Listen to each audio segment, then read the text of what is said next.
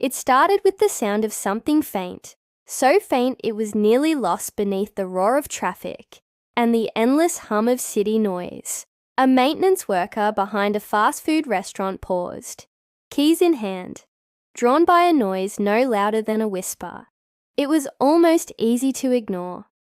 After all, dumpsters often groaned, shifted, creaked.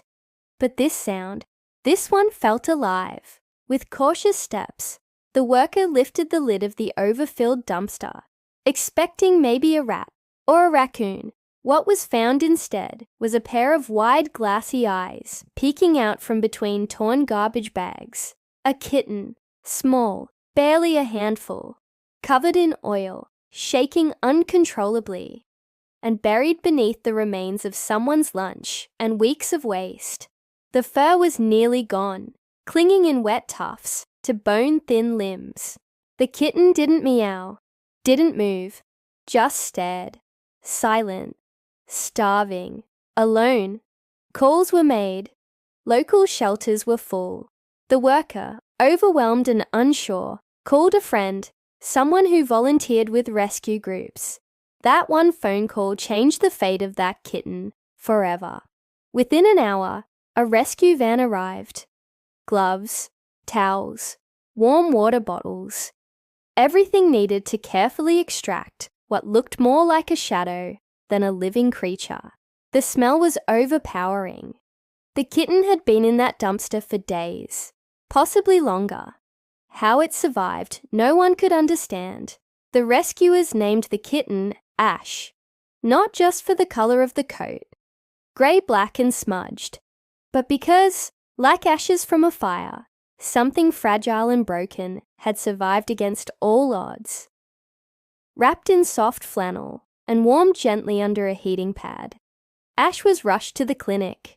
A feeding tube was prepared, hydration fluids were started, and lab tests were run immediately. Ash weighed less than a single pound. The eyes remained wide, unblinking, as if unsure whether this was rescue or simply the last part of a dream. The first 48 hours were critical. Ash's body temperature had dropped dangerously low. Organs were weak. Infections were visible in the ears, the mouth, even in the eyes. But Ash kept breathing, weakly, quietly, but consistently. Every hour brought a new fight, vomiting, dehydration, shallow breathing. But Ash never stopped. It was as if something inside had already made the choice to live. By the end of the third day, Ash was able to lift a head. That single motion brought cheers from a room that had feared the worst. The feeding tube was removed by the end of the week, replaced with tiny bottles offered every few hours. Ash's first voluntary sip of milk was met with held breaths and watery eyes. It was the smallest act and the loudest sign of hope. Ash began to heal, but slowly. The fur, once patchy and coated in filth, began to grow back in soft downy waves.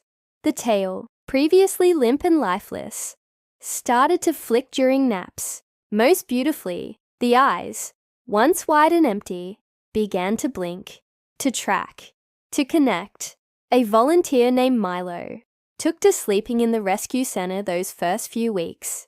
Milo would curl beside Ash's crate, whispering stories and playing lullabies from a speaker just low enough to not disturb, but loud enough to offer comfort.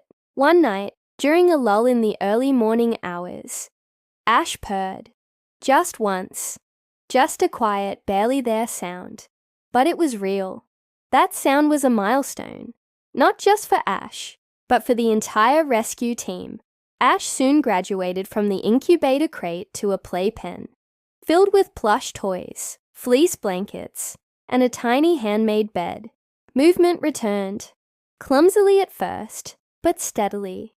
Ash would bat at strings, try to climb soft pillows, and stretch tiny legs under sunbeams, streaming through the rescue window. Then came the day of the first bath, a gentle process, filled with warm water, soft soap, and lots of patience. Ash sat still, wide-eyed as the grime of the past was carefully washed away. With every rinse, A bit more of the pain seemed to go with it.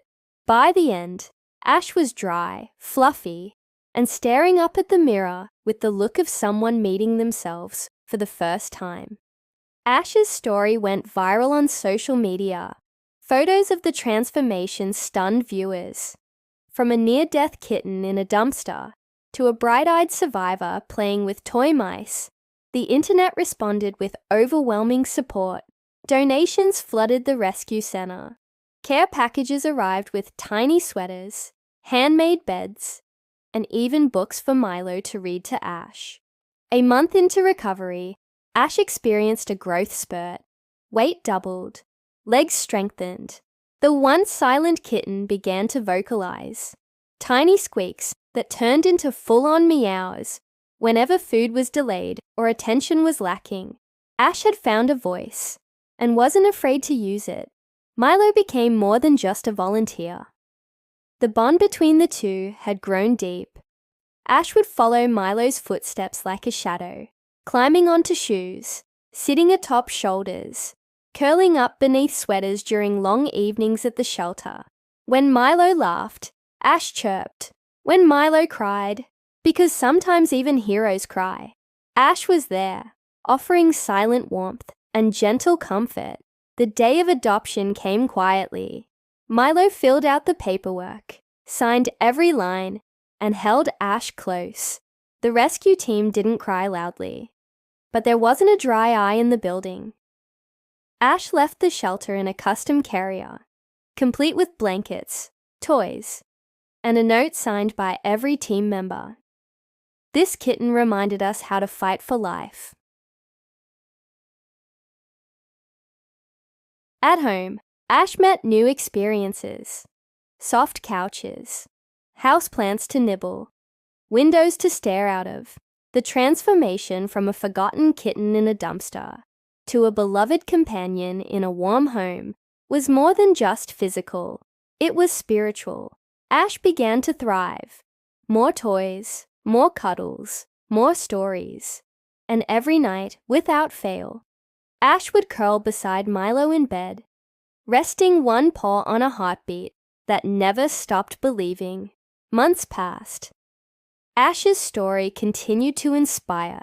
The rescue team used the journey as a case study, teaching others about the importance of vigilance, of compassion, and of listening for even the faintest cries. Because sometimes all it takes is one person listening closely enough to hear what others ignore. Ash became the face of resilience at local fundraisers. Posters showed the before and after photos, but nothing compared to seeing Ash in person. Bright-eyed, confident, alive. School visits, community events, even hospitals. Ash and Milo traveled together, showing that no life is too small to save and no situation too far gone to recover. This story is not just about survival. It's about what happens when empathy overrides hesitation, when action replaces indifference.